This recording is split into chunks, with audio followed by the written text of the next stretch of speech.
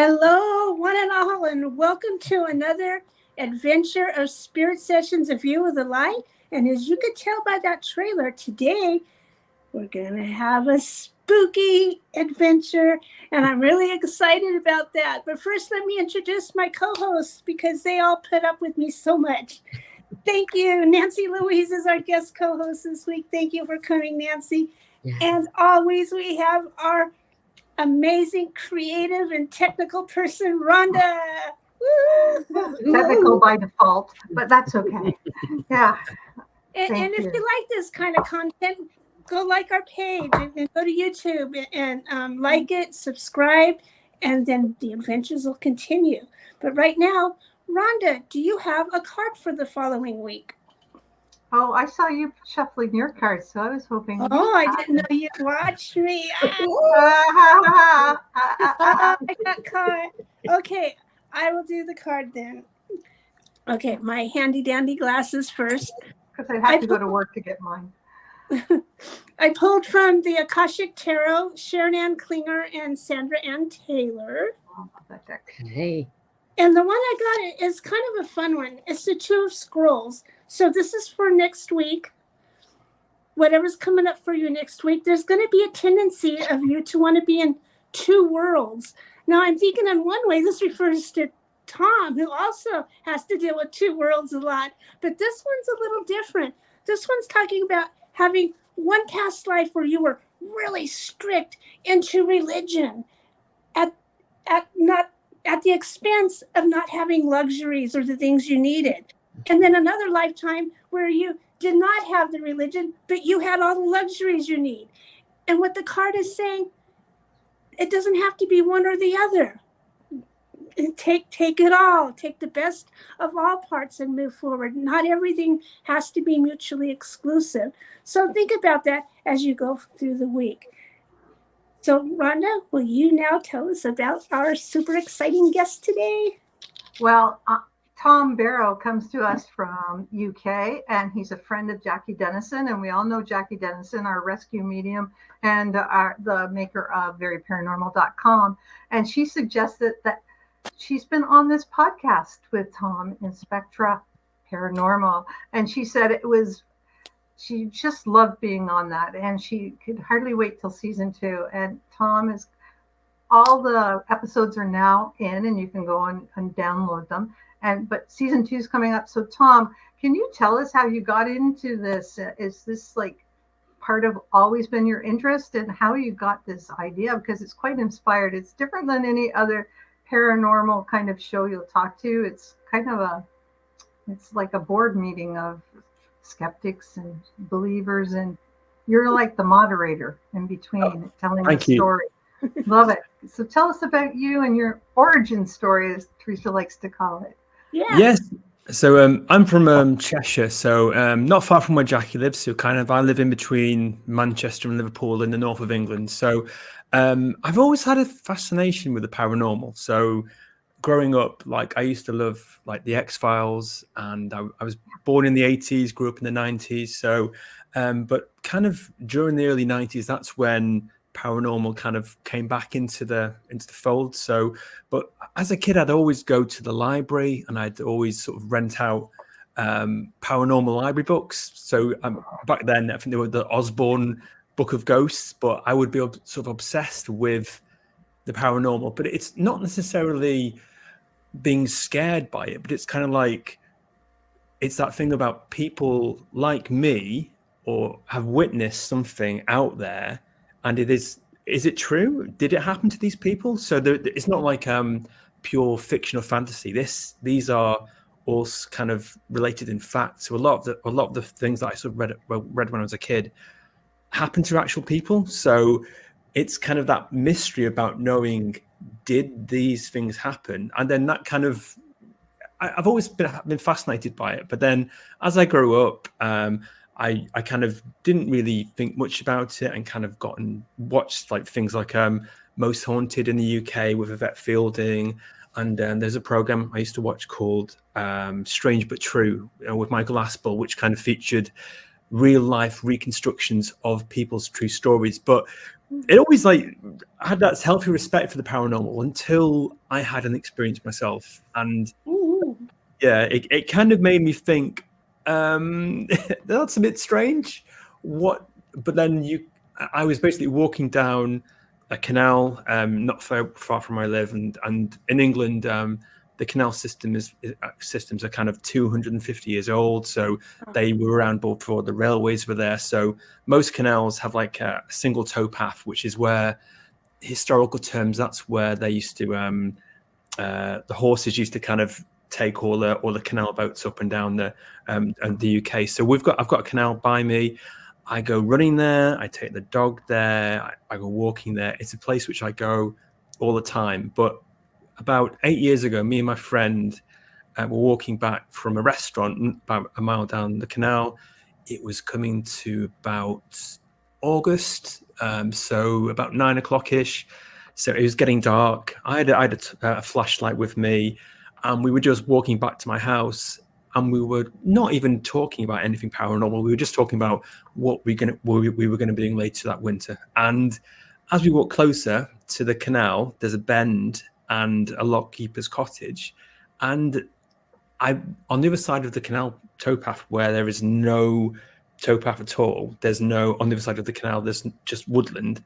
I saw, best way to describe it was a fisherman in high vis gear, so kind of like the bright, luminous kind of fishing gear.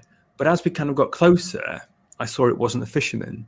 It was basically, best way I can describe it, it was a glowing sort of Victorian washerwoman. So she had like a huge like Victorian gown, and she was there on the other side of the canal. Looked like she was putting a washing out, but it was like she was like something out of Scooby-Doo. She was like glowing. She was like luminous, and it was like, me and my friend are like walking, and we walk a bit past her, and we're like, mate, do you see what I see? And he's like, yeah. And I shone my torch or my flashlight across the canal, and she slowly sort of faded away. But yeah, but who do you kind of speak to about that? You can't really go to the press. You can't really go on social media because they'll think you're crazy. So I think that was the gem of the idea behind the podcast, is about trying to find people who've had similar experiences, and to try and sort of, if I can't figure out what happened to me, maybe I can help them. So I think that's the gem behind the podcast, is going around finding people's true life paranormal stories and sort of to try and figure out what happened. And I think that's the beauty about the paranormal as well, is there's nothing wrong or right about it. It's sometimes it's interpretation, sometimes it can be down to certain things, but I think that it's that kind of ambiguousness which is you can take from what you want from it, if that makes sense. Yeah, it's pretty cool because your experience there, so did you see an apparition? Did you see a spirit that was hanging around, or did you see where we kind of, because our lives are parallel, right? According to all the sciences, we're not time isn't linear, it's happening all at once. Were you like, were we kissing worlds with another world, and you were seeing into the past, which really wasn't the past, it was just like a step over, sort of in the sign. So it was like a residual type of situation, because she didn't react to you guys, did she? No, nothing. Yeah, so it probably repeats itself. Well, I spoke with Jackie about it when we were doing the first run of Series 1 last year, and she said it sounded like a time slip? So time slip, yeah, that's what, like what the time slip. Yeah, which sounds like, because maybe if she had been looking the right way, she would have seen you and freaked right out. Because you would have been like demons from the future or something. But yeah, it's so incredible, that the paranormal is such a big, broad brand, and you live, like I live in the new world, that's what I would call it, because you go back into the 14th, the 12th century, the 11th. I mean, as far as we can go back, it's maybe the 16th century. So none of our buildings, like 300 years ago, was was nothing to you guys because you go back thousands of years in England. So around your place, you have lots of old places, right? And lots of stuff has Lots of happened. potential. Yeah. My town called Northwich was sort of settled by the Romans. So when they kind of visited over from Italy, I think they found it too cold to kind of hang around in England, but they kind of settled like lots of big towns and cities near me. So the likes of Manchester. So I think that's where the name Chester, and also Chester as well. So that's where the name Chester comes from. I think it means some kind of Roman settlement. So then Northwich is another Roman name as well. So yeah, it's lots of history sort of going back really. I think in England we sort of take it for granted really. It's like, oh, there's a castle. Oh, there's a castle. We don't really sort of take it. But yeah, it's kind of part of our culture really. But yeah, we don't really think about it too much. Wow. Yeah, so much work in stones. Like I know you're not into crystals, but of course you are because you're doing all this when we're talking over crystals right now. That's true. If you want to talk about Star Trek, but the stones themselves have records in them. I think Yes. energetic records in them, and then so you were. I love talking about your how you have your setup. So explain your setup on Inspectre Paranormal and how that works for every episode. You don't just have you telling the story. It's pretty cool. Yeah. So basically the way how it works is I kind of have to do a lot of research. So going on social media, trying to sort of figure out people's stories. And I think when you're doing research for ghost stories as well, people will go on social media or groups, they'll put in their ghost story, you'll contact them, and then they're like, oh, do you want to be on a podcast? And I'm like, yeah. And then you contact them like a few weeks later, and then they will ghost you. It's kind of ironic that you will be ghosted for being on a ghost podcast. But a lot of the time, people, I don't blame them. They're very sort of scared about coming forward with our ghost stories because sometimes they don't want to kind of share that kind of stuff. And sometimes they just want to kind of get it off the chest and then that's it. But I think the way how the show works is we kind of get, I do the research and then I try and get some good stories. And obviously I think about doing a podcast is you've got to not audition the stories, but you've got to kind of get something which will kind of last the duration of half an hour, because if you just get someone and says, oh, I heard footsteps, it doesn't really make an interesting podcast. So you've got to kind of audition the stories as well and kind of think, oh, well, would this be interesting? Or if we shorten this bit, could we make some bits longer? So I think there is that kind of judgment call on it sometimes. But with the stories, we have Jackie, Jackie's sort of a legend in Northwich. She's been around doing her feathers and their rescue mediumship for many years, but she's a Northwich lass like me, so she only lives about, I think, 3 or 4 miles from me, so we're pretty close to each other. And then also we've got Eli, and he's our historian. Again, he lives in the same town as me. And then we've got Tom, who's I found him in a pub. No, I didn't really. No. He's a friend of my friends who I used to work with at a company many years ago. So, but I think the beauty of it is we have Jackie, who will kind of look at the case, kind of listen to the people's stories, and kind of say, "Oh, is this because of this?" And she'll kind of do all the sort of spiritual side of things. Whereas Tom will kind of is a lot of these TV shows, when they've got a skeptic, they're very from a university background, they're very well educated, but I wanted someone who was kind of an everyman, who would be the person who would be in a pub and who would be very much a doubting Thomas and kind of say, he wouldn't just say call it out for his opinions, but he kind of gives sort of carefully constructed scientific things as well, and sways his opinion. But then the main thing with our show is the historical background as well. Eli is fantastic. Oh yeah, it's really interesting. and he delves into the past and kind of he makes it come alive. Whereas a lot of the podcasts that are around at the moment, they kind of just tell the story and they don't kind of go into it. But I think having that historical context is very important because you don't know what life was like back 100 years ago. So I think it's very good to kind of put your shoes in those people all those years ago as well and kind of give that context for the stories as well. And also I love it's almost like radio theater because you have such good soundscaping along with your stories, like the music and the sound effects when people are telling the story. So you can really get into it. It kind of creeps you out too, I have to say, some of the stories. But yeah, like the screaming in the middle of the story.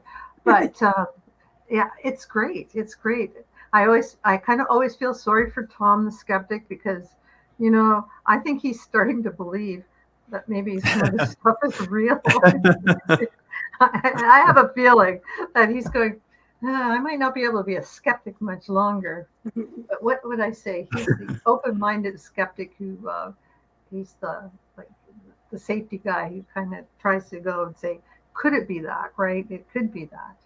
But yeah, I think as well, he doesn't want to kind of, because you could be very rude about it as well, about people's beliefs and stuff. But he's at the same time, he's very sort of respectful about if he doesn't believe it, that's fine. If you believe in it, that's fine also. So I think that's the beauty of the paranormal.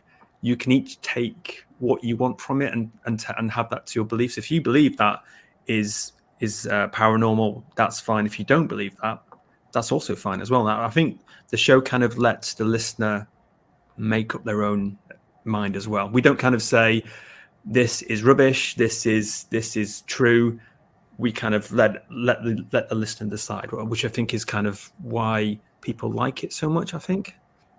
So have you been to these places? Have you had any more paranormal experiences since you've been interviewing these people? Do you actually go to their homes or their places where they've seen?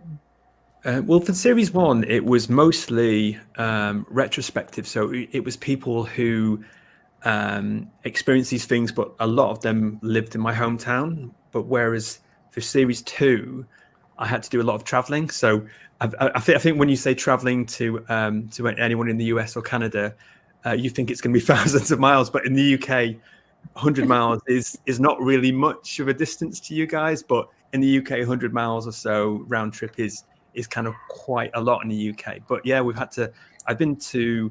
I have to go 50K to get groceries. Oh my God! Wow. It's nothing. It's only like a half an hour or so. So yeah. Wow. So yeah, it's different out here. Yeah, every sympathy for you, every sympathy. Yeah, but I think I've been to a lot more further places. So I've been to Wales. We've got 2 stories that take place in Wales this for series 2. There's a couple in my home county of Cheshire, and then there's some which take place in the county of Lancashire, which is kind of north of Manchester. So it's kind of all very sort of similar, but I think not far distance for me. But I think you've got to make it work because obviously it's not my full-time job as well. Right. I can't just travel. I would love to. I'd love to travel further afield. I'd love to come to America or Canada and kind of see what stories you guys have got as well. But equally, I've got to be a realist, and I've got to kind of keep budgets in mind and kind of and time as well. It takes time. Like for sure, it takes time. I was wondering if there were any cases in particular that left you more perplexed than others that you want to dive into further. I think well, there's 2. The first one was called episode 2 of series 1, which was the Winnington Phantom, and that took place in my hometown of Northwich, and it featured 2 friends of mine, and they always said that for some reason they felt there was a ghost in the house, but they gave it a nickname. So they said, oh, I think it's Peggy, we'll just call it Peggy. And then when we got Eli the historian to come in and delve into the secrets and past of the house, he went in and he said, well, I basically said, did a Peggy live here? And he was like, funny you should say that. There was a John, a Robert, and there was also a Margaret. But I didn't realize that Margaret is also a nickname for Peggy. So they were right all along that, like, for whatever reason, they were calling this spirit out to be Peggy. And the historian backed it up and said, well, but they didn't even know that. Whereas, like, the story I want to kind of revisit is the one in the Staffordshire Masonette. So I think you guys call them duplexes. So it's the Staffordshire like apartment, and that was a 1960 apartment in the county town of Stafford, which is about 60 miles away from me. And there, a young couple moved in, and then they experienced lots of horrible things, and they felt someone sit on the bed. They felt someone kind of got into this girl's dreams and said, "Get out, get out," and was banging, "Get out, get out." But at the same time, the boyfriend was next to it in the bed, and he heard physical banging in the bedroom. So it was if her dream had come alive, and it was also manifesting in the house. So yeah, but that would be spooky.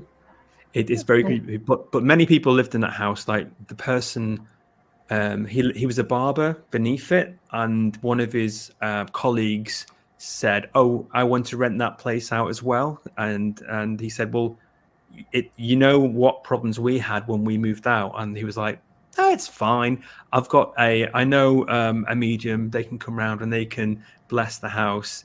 But for whatever reason, it was fine for the first 6 months or so. But then after that, things started happening repeatedly. What the previous couple had experienced as well, and then it got to I think when they were living there, that the young couple, he went to a hospital for an appointment, and the nurse was looking at his files, and basically she said, "Oh, you live at number 62 as well. I used to live there. Is it still haunted?" And they were like, oh my God, because basically they hadn't told this nurse that the house is haunted. But so essentially there's 3 lots of people have lived in this house, and it's a 1960s apartment. It's not an old, an old castle. No, it's at all. Not for England anyway. Well, I want to kind of delve into the secrets of that. I definitely feel my time at that location is not quite done yet. Yeah. But again, it's waiting for people to kind of come forward and kind of tell their story. Some people, again, they don't want to, so I don't blame them really. Right. Yeah, I guess you'd think we'd be over the stigma that's attached to talking about the paranormal, because of course we talk about it all the time, like it's like nobody's crazy, like stuff happens. And sometimes, I mean, we try to debunk stuff in our own lives when things happen. Like, what was that? Was that something or was it not? You know, and you look around and check out the dogs to see if they're looking at something. Yeah. Or, you know, because if they're looking at something, and then you know, like there's something. Sometimes my dog looks off into space, and you don't know if he's just thinking about cookies or if he's seeing something. But, cheese. This doesn't sound like the kind of weird. He's got paranormal hearing for cheese wrappers. I mean, that's true. That's true. They can hear a cheese wrapper from a mile away. But it's interesting that people still are hanging on to that. You know, oh, you're being superstitious, but we all go to church. We all believe in spirit.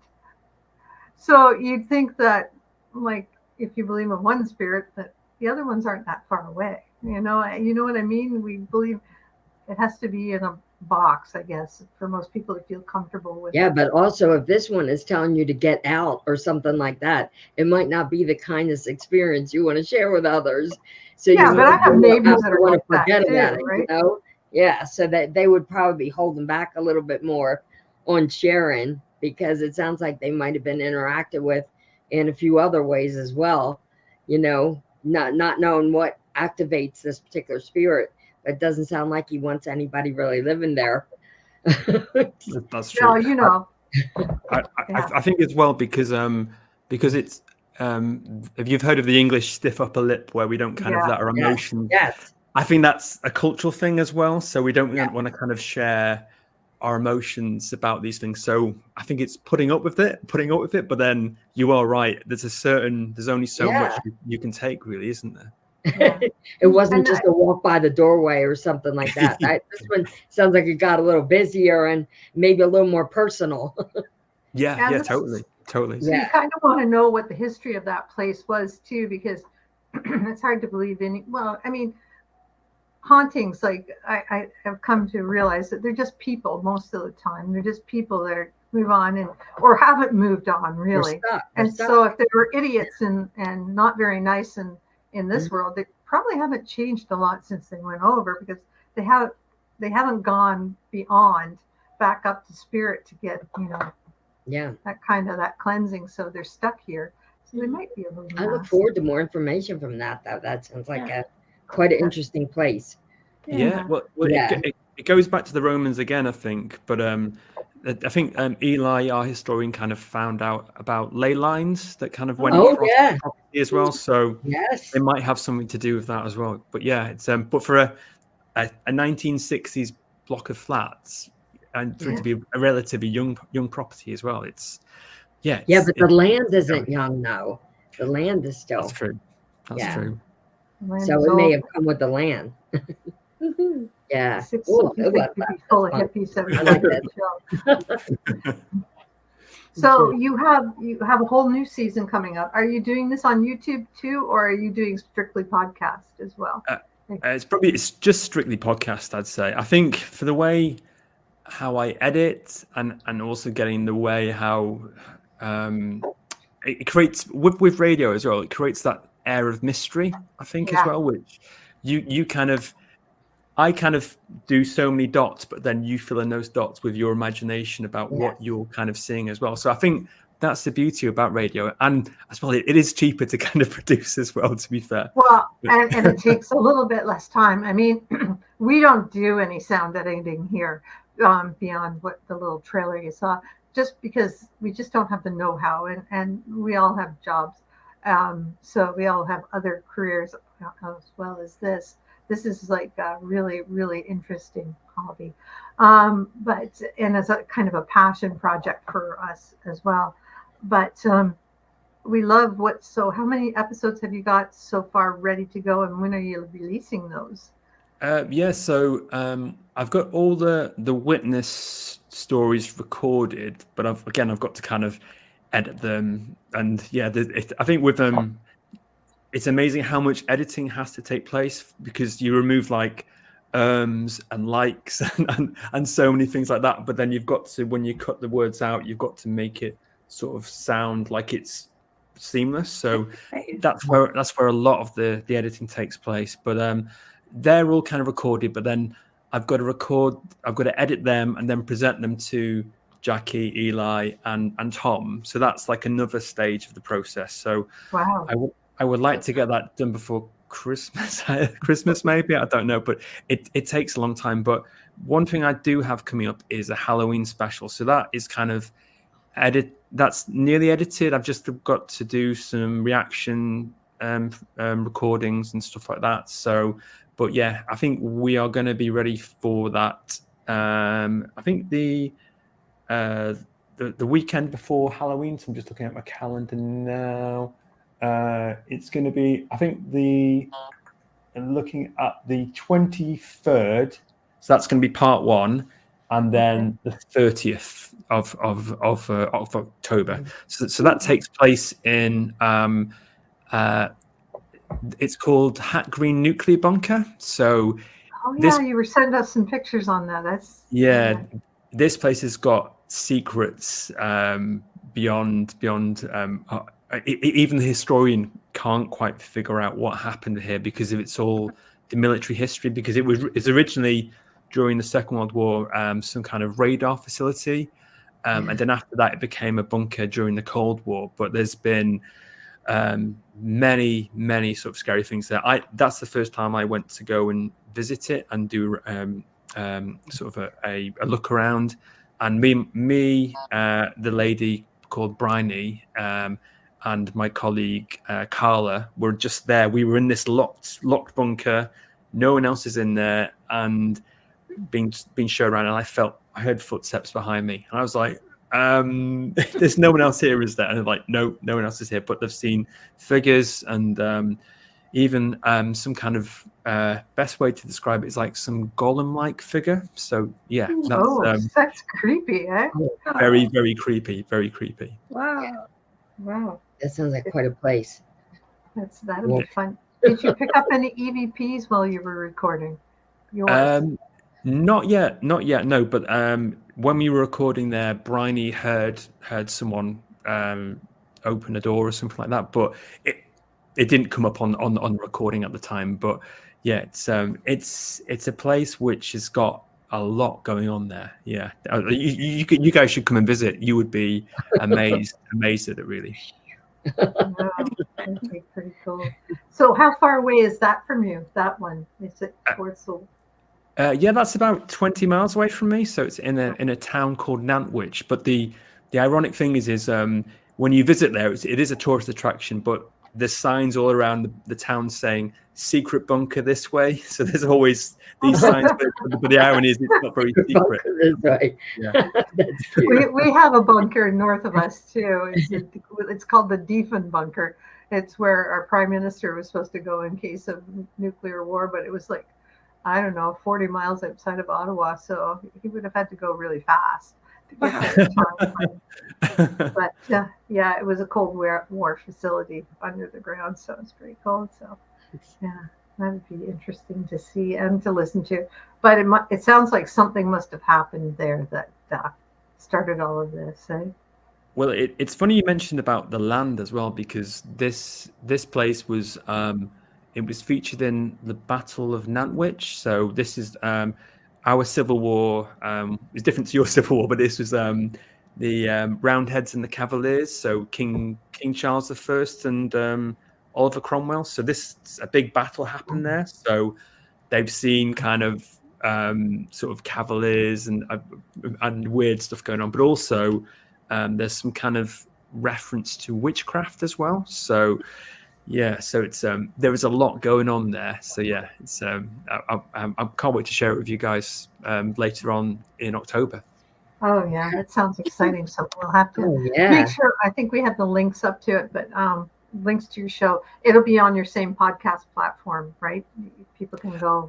Yeah, that's right. Yeah, so you can visit it on the website. So www.inspectorparanormal.com, or it's going to be on all the regular podcasting platforms like Apple, Spotify, etc. So yeah.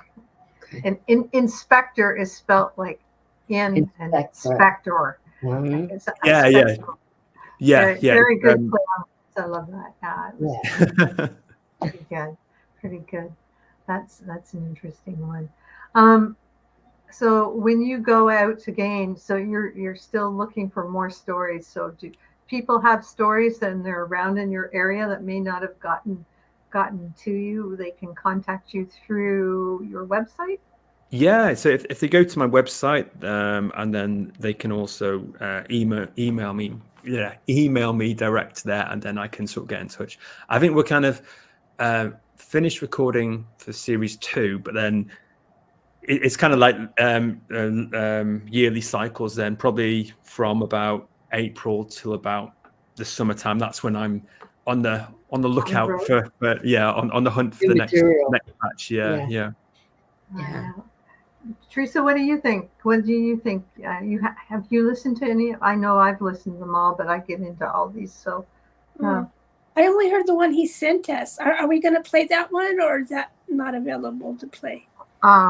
This technical person isn't that technical. Okay, I get it. Well, unfortunately, I'm sorry. I'm not that good. That was creepy, though, wasn't it? Yeah, that was cool. Right on. So do you want to describe it? Do you want to describe it for the audience?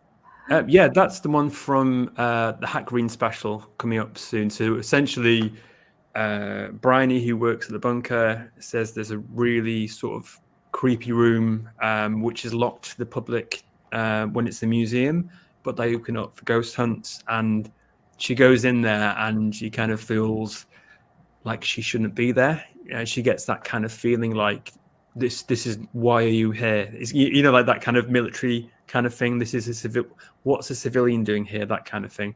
But then when ghost groups have been down there, they've heard a woman talking on and off for about half an hour. So they looked around the room. They couldn't see anything. But the bunker is really scary, because it's even scary when you go there as like a visitor attraction, because it's got lots of mannequins. So it's got more mannequins than Macy's. Basically, it's really scary. It's really scary. You go around the corner and there's a mannequin there. I think, yeah. And you go down underground too, right?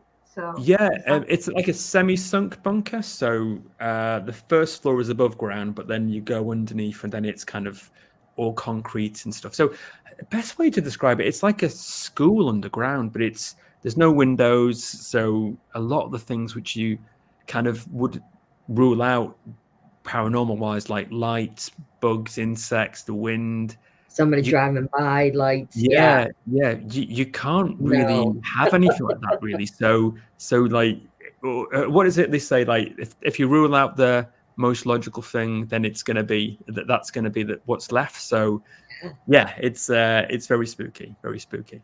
Wow. Yeah. That is too much to work with mannequins. That's like going into a room full of packed in dolls. You know, it just, my imagination has way too much to work with there. It's like, all right, I'll wait for you outside in the car. Yeah, dolls and clowns. Yeah, they're all so creepy.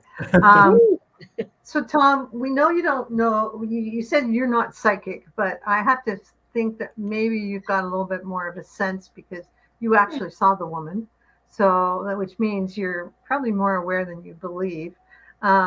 Are you becoming more of a believer or less of a believer as you go along through this process? I think it depends on the context of it, really. I think a lot of the times you can kind of remove those probabilities, like the radiators or the boiler or whatnot. But I think what fascinates me is all those things. When you remove all those kind of normalities, then what's left? And I think that's what fascinates me. Like, I love watching YouTube videos about top 10 ghost things called tape. But like, I think the ones which kind of go looking for it, I'm always a bit dubious of them, because they're like, well, they want to go and find it, and I always find the ones which are just a CCTV camera in a shop, and they pick up a ghost, and it's like, how could they make that up, if that makes sense? So I kind of like those ones, but when you kind of go looking for it, instantly part of me, like, not to say my guard's up, but part of me is like, well, hang on a minute, is it this? Could it be forgery? Could it be special effects? But I think in the old days you didn't really have to worry too much about that, but there's so much sort of fakery and stuff these days that I think, because people want, for example, TV shows, they go to these locations and you've got an hour, you've got one night to stay here, you've got to record something, and then if they don't come back with something recorded, then that's when that kind of fraudery thing can kind of come into it, really. So yeah, so I think I'm kind of fascinated with the with kind of the basics. That's kind of what gets me, really. Yeah, and the actual human part of it, like the people that are telling you the story, and they believe what they saw, and you have to respect that. We were going to ask you, if you had a theme song for your life right now, what would it be? I was thinking about these last night. The song that kind of gets me pumped up and kind of energetic.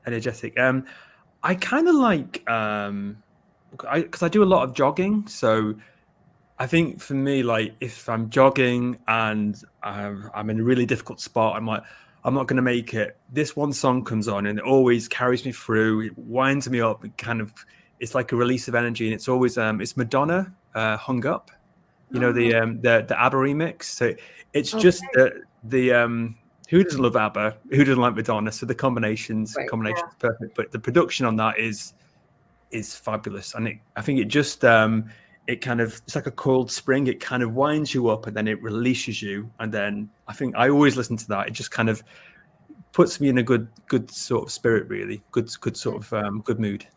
Yeah, good. Winds up your energy. Yeah. So since you're in the UK, and we know they've had lots of sightings, have you ever seen a UFO? Have you ever seen any lights in the sky or had contact or whatever? Since you've been into the paranormal and X-Files and everything else like that. Well, I thought I did this weekend actually, but Good timing. I saw like some lights in the sky, but it was like some it looked like like a falling comets, about 5 falling comets. Mm-hmm. But I realized it was a music festival about 10 miles away. So I was like, instantly, because they had strobe lights. But series 2, we do have our first ever UFO episode. So so it features about UFOs around Manchester Airport. So I think there's something in it about pilots seeing UFOs, because obviously they're the ones in charge of the plane and stuff. And is there a stigma about, do they see that if they report something, are they struck off the register, or I don't know, are they made fun of? Not anymore, I don't think, but I think at one time it was a real concern. Well, and now it's sort of like they see them all the time. Yeah, they might be sending for counsel. Well, that's true. It was the U.S. government kind of released some footage. So so I think New York Times, it's gotten a lot more legitimacy. There we go. I didn't know I was going to say that. But this case goes back to 1995, when a flight was, I think it was coming back from Italy back to Manchester, and it was January, and essentially they had a near miss. This thing kind of shot past them, and it looked like a Christmas tree, which is kind of very, very sort of strange. So then I kind of did a bit digging, and I got in touch with a guy who is, because essentially UFOs in the UK, they're not, up until a certain point, they weren't recorded. So this guy, he's part of a UFO recording group. So essentially they've got a database. So if someone has a weird experience, who are you going to call? You're going to call this guy, and he will go in, he'll take statements from people, and he's got a long line of history. So I kind of said to him, have you had any more sightings around Manchester Airport? And then he kind of said, well, and then he kind of revealed, so we've got some sightings from about the last 2 or 3 years. And I know they also involve the Christmas trees as well, these Christmas tree UFOs. Yeah, so so excited about that one. Yeah, so that's coming through. Yeah. So we know what you do on Saturday nights. You sit up near Manchester Airport. I wish, yeah. Or I might be at that music festival. I don't know. We'll see. It's so exciting, and then you go, oh, it's just a satellite. Oh, it's just a yeah. Well, you kind of twig. You're like, oh, and then you're like, hang on a minute. No. Oh, because it's over there. Yeah, and then you're like, oh, damn. So yeah, it's one of those things. But the Christmas tree out near an airplane, that's. Yeah, well, it is like this. Obviously they see the traditional triangle shape, but one of the sightings was the triangle was kind of not flat; it was kind of vertical and floating past. So, but these ones are slightly different from what we normally do, because obviously these are written reports. So these are going to be featuring actors who are going to kind of reconstruct what happened, really. So so I'm on the hunt for some actors with Manchester accents and stuff. So if you know anyone, let me know. Yeah, not with Manchester accents. No, quite interesting though. That's really great. We really appreciate you coming in today. Yes. And thanks for, I know that's always kind of a time problem because we're, the wrong time of day, and it's quite late there tonight. Well, it would be late for Teresa and I, maybe not for Nancy, but yeah, it's almost 9 o'clock your time. Yeah, the sun's so in Ontario we probably have similar sunrises and sunsets because we're a bit further north, but yeah, it's probably dark there. So do you get a lot of dark skies in where you live, or is it too light polluted to get a good look at the sky most of the nights? I'm kind of just outside of the city, so you can normally see a lot of the stars still, which is great, really. But I think when it was COVID, I think you appreciated it a lot more because obviously there was a lot less sort of light pollution and stuff like that, really. But I think from factories and stuff, that it's just too much. You can't see stuff really. But Right. if you go about 20 miles away, 10 miles away into Wales or south, you will see beautiful sort of black skies with I can never tell what the star systems are or the plough or the Orion's belt, so I'm not really too sure, but yeah, it's it does stand out. No, that's awesome. Yeah. That's awesome. It's nice. Well, thanks for giving up your evening for us. We really appreciate it. Teresa, you got anything left to say before we go, or no? She's very quiet today. Thanks again, and best of luck. So, guys, go to Inspector Paranormal and download season 1. Season 2 is on its way, but then there'll be the spooky Halloween two episodes there for you guys to download in a couple of weeks. And it's not that long, actually. 6 weeks, less than 6 weeks to go. Don't remind me. I've got to start editing them. Yeah. Procrastinators love a deadline. Yeah, so it's awesome. That'll be right in time for spooky season, and yeah, it's another Halloween. In North America we celebrate Halloween. I guess it's Samhain. No, it's Samhain up in Scotland, right? Is it Samhain? I'm not sure. It's not. It's not as big as you guys celebrate it, but it is getting bigger every year. I think when I was a kid, we just used to have a plastic mask and a bin bag as a witch's cape. That's kind of what we didn't. We didn't even have pumpkins. We had turnips in the UK. So yes, so that's and you can't really make a lantern out of the turnips. So, but these days we have pumpkins. Yeah, it's getting bigger and bigger every year. Yeah, well, so evolving. That's great. Yeah. Yeah, that was great. It was so nice having you visit today. I appreciate this. It's very entertaining. Thank you guys. Lovely chatting to you. And hopefully I might be back again to talk about series 2 if you like. Oh yeah, we'd love to hear it right before you get it out of the can. We'd love to hear about it. So yeah, maybe you and Jackie can come on, and she may have had a convert by that time. But we know Jackie's super talented, and you can't dismiss her gifts. So it's pretty easy. No. Lucky to have her on board. Yeah. Okay. Well, thank you guys, and we'll see you. I'll be back after this, so I'll be back from out west by the time we air this. So that'll be great. Thanks so much. Take it easy. Cheers, guys. Take care. Bye. Bye.